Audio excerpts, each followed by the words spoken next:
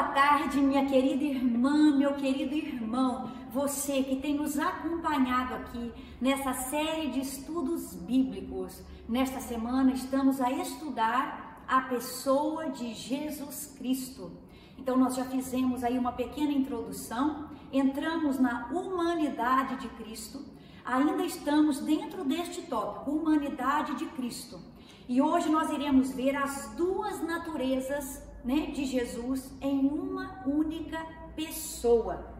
E aí eu queria lembrar você dessa concepção milagrosa que foi feita no útero de Maria. Então, queridos, rapidamente vamos recordar aqui para que a gente possa passar todos esses temas agora. Temos 5 pontos para poder falar nesta tarde. Então você imagina aqui, querido, útero, E aí, queridos, você imagina aqui Deus, E você sabe que Deus, vamos colocar Deus aqui, nós temos o Deus Pai, nós temos o Deus Filho e nós temos o Deus Espírito Santo. Então, Deus Pai, Deus Filho e Deus Espírito Santo. Todos esses aqui, Ou seja, é um único Deus e ele então se divide nas funções de Deus Pai, Deus Filho e Deus Espírito Santo. Aqui, queridos, havia uma humana, a Maria. Como que foi feita essa concepção no ventre de Maria? Diz a Bíblia, igual nós vimos no último vídeo, que o Espírito Santo, fez uma obra milagrosa aqui no ventre dessa humana, dessa mulher chamada Maria. E aqui no ventre de Maria veio então Deus Filho, E aí, queridos, nós vamos conjugar neste momento esse Filho, a parte divina, com essa aqui, queridos, que é essa natureza humana do útero. Então, dessa concepção entre o divino e o humano, nasce aquilo que nós chamamos, então, de Filho de Deus, Jesus. Então, ele é plenamente Deus e plenamente homem.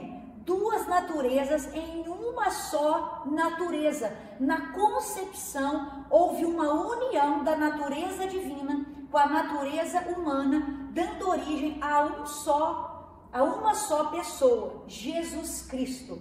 E assim como Adão foi criado sem pecado, Jesus foi gerado sem pecado. Assim como Adão foi o nosso primeiro representante, o primeiro representante da humanidade, Jesus agora representa a esperança para essa nova humanidade redimida por ele. Então eu vou pedir para que a gente leia alguns trechos aqui de João, capítulo 1. Não vou ler todo, queridos, depois você lê em casa, lê todo esse trecho aqui. João capítulo 1, dos versos 1 a 18, leia Romanos 1, 3, 4 e Filipenses 2, do 6 ao 11. Eu vou ler só algumas partes aqui. Vamos lá. No princípio era aquele que é a palavra, ele estava com Deus e era Deus. Estamos falando aqui sobre a divindade, de Jesus. Ele estava com Deus no princípio. Todas as coisas foram feitas por intermédio dele, e sem ele nada do que existe teria sido feito. A vida estava nele e a vida era a luz dos homens. Vamos pular para o 10 agora? Pode pular para o 10, Alex, por favor. O verbo estava no mundo, o mundo foi feito por intermédio dele, mas o mundo não o conheceu. Veio para o que era seu e os seus não o receberam. Mas todos quantos o receberam, deu-lhes o poder de serem feitos filhos de Deus, a saber, os que creem no seu nome, os quais não nasceram do sangue, nem da vontade da carne, nem da vontade do homem, mas de Deus. Vamos comigo agora lá em Romanos, e nós vamos ver essas partes que tratam dessa união entre a natureza divina e a natureza humana. Romanos capítulo 1, versos 3 e 4. Olha o que explica pra gente, Paulo lá escrever para os romanos. Os quais não nasceram por descendência natural, nem por vontade da carne. Não é esse não, esse daqui é acerca de seu filho, que como homem era descendente de Davi. Olha aí, já é a descendência humana, já é a natureza humana. E que mediante o Espírito de santidade foi declarado Filho de Deus com poder, pela sua ressurreição dentre os mortos, Jesus Cristo, nosso Senhor. Agora nós vamos lá em Filipenses, no capítulo 2, nós vamos ler dos versos 6 a 11. Nós vamos ver mais um pouco sobre essa divindade e essa humanidade unidas numa mesma pessoa, Jesus Cristo. Embora sendo Deus, então o que Paulo aqui está explicando para os filipenses? Que ele é Deus. Mesmo sendo Deus, não considerou que ser igual a Deus era algo que deveria apegar-se, mas esvaziou-se a si mesmo, vindo a ser servo, tornando-se semelhante a homens, natureza humana. Pode passar. E sendo encontrado em forma humana, humilhou-se a si mesmo e foi obediente até a morte e morte de cruz.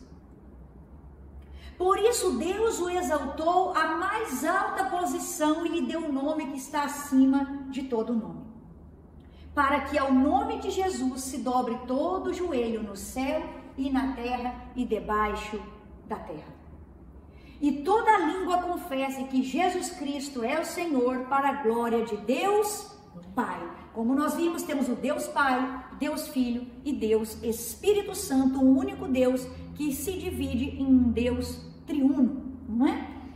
Então, queridos, eu quero chamar a sua atenção para essa parte que nós lemos aqui em Filipenses. A palavra que nós encontramos ali em forma humana, a palavra no original é morfê, que significa uma pessoa com duas naturezas. Então Paulo, quando escreveu a sua carta aos Filipenses, queria exatamente tratar deste assunto, que Jesus era uma pessoa e que essa pessoa de Jesus Cristo continha as duas naturezas, a forma humana, mas é uma forma humana, mas ele sempre foi e é Deus. Era isso que Paulo estava escrevendo ali. Queridos, e uma coisa que chama muito a nossa atenção é a questão da justiça de Deus.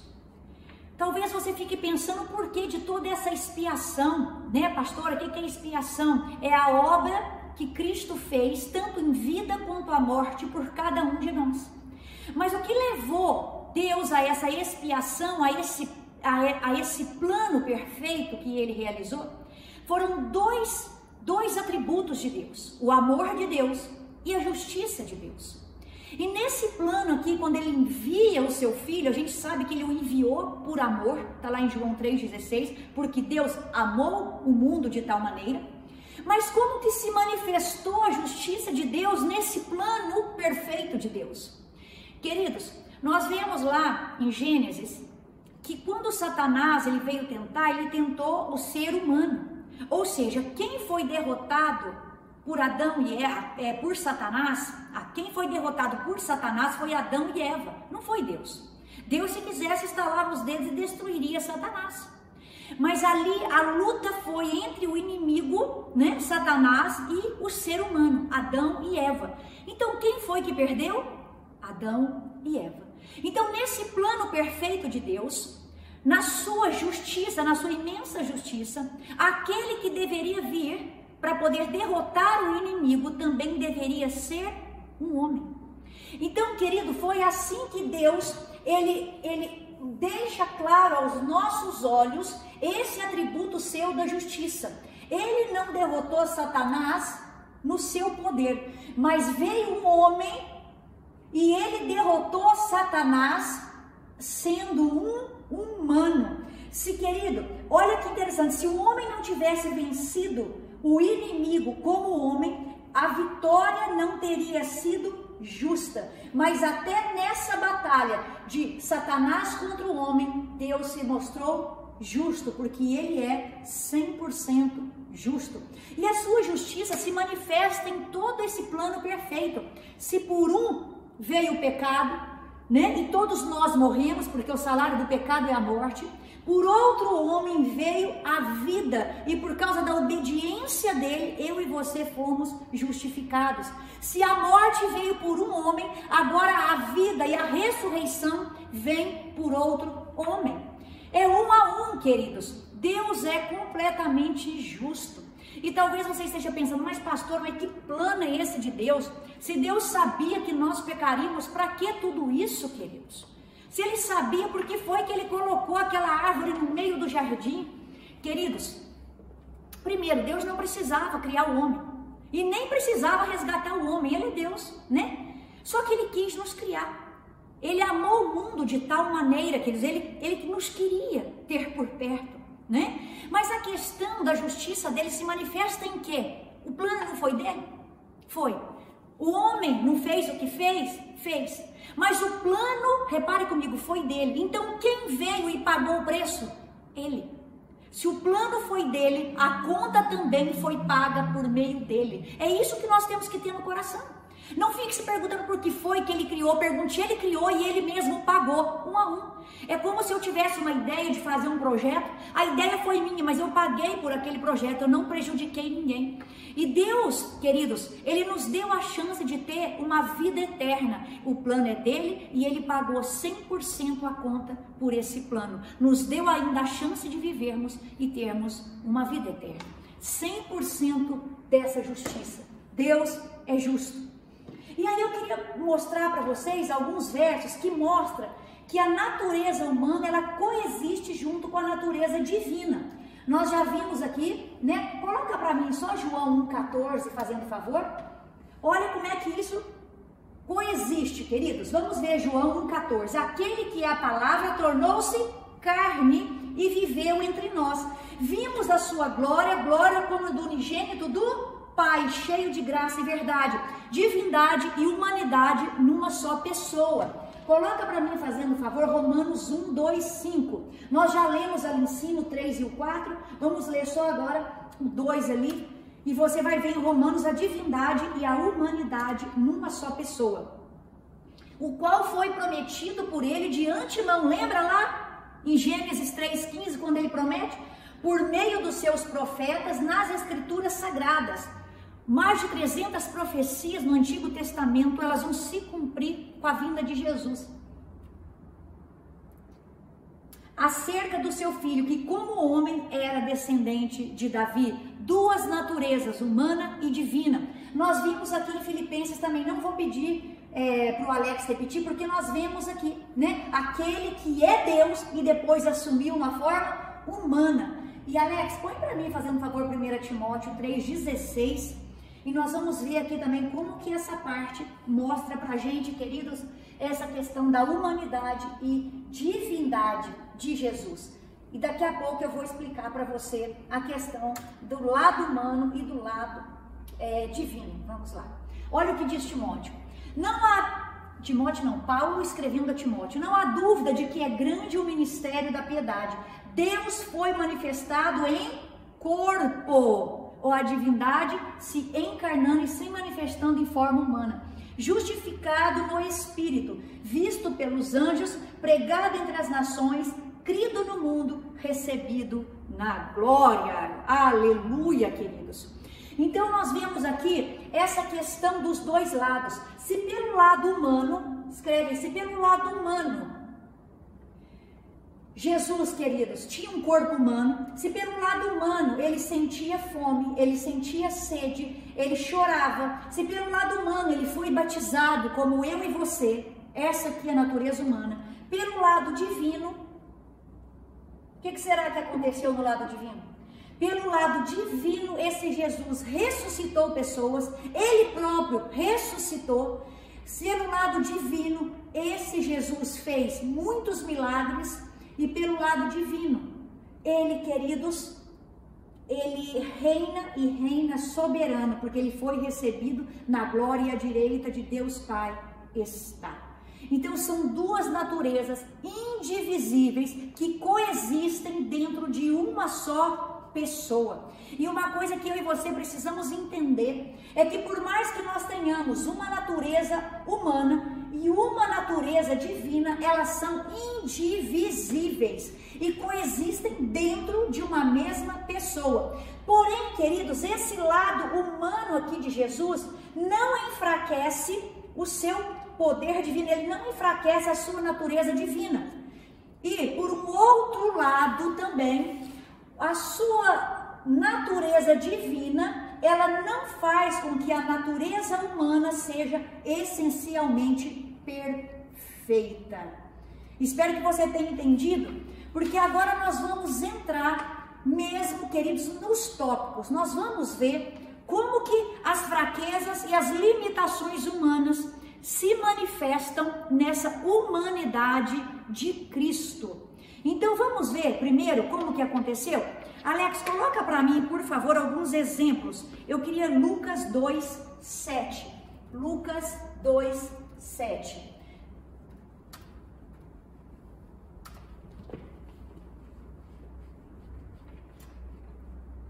Queridos, olha aqui. Lucas 2:7 nos mostra o quê? Ela deu à luz ao seu primogênito, envolveu-o em panos e colocou-o numa manjedoura, porque não havia lugar para eles na hospedaria. Queridos, ele nasceu como um menino normal, como um bebê, como uma criança, que foi pego no colo, que trocou fralda. Ele não foi uma aberração. Jesus nasceu como um bebê.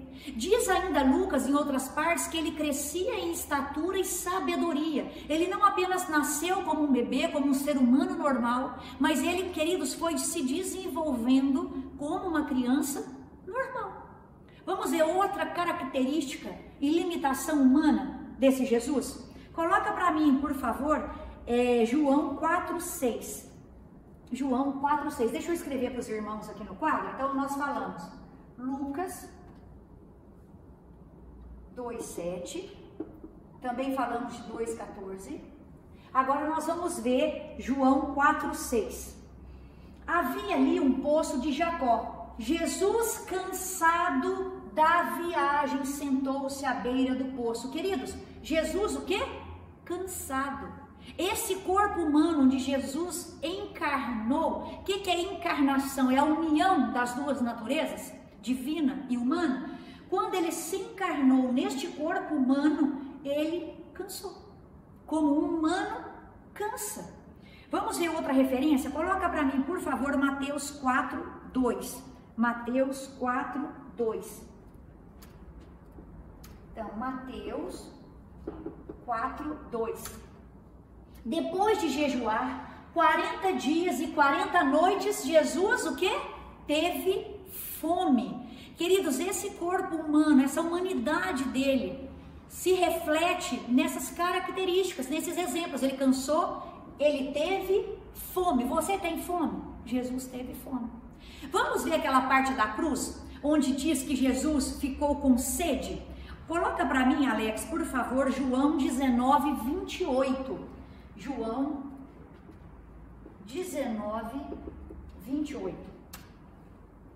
Mais tarde, sabendo então que tudo estava concluído, para que a escritura se cumprisse, Jesus disse: tenho sede.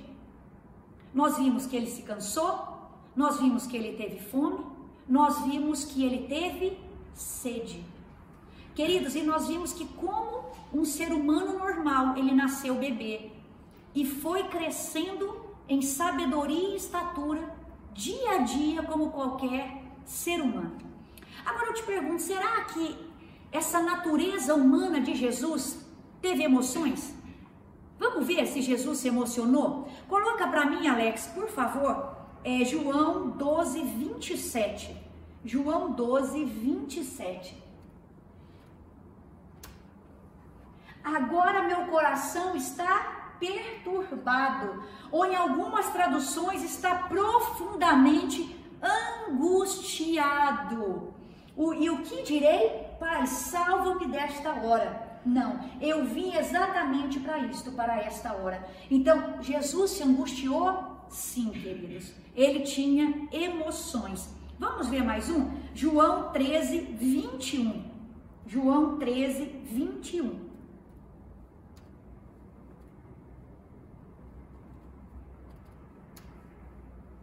Depois de dizer isto, Jesus perturbou-se em espírito e declarou: digo-lhes que certamente um de vocês me trairá. Ele se angustiou, queridas, no seu espírito. Vamos colocar mais um para os irmãos verem. Vamos colocar Mateus 8:10. Mateus 8:10.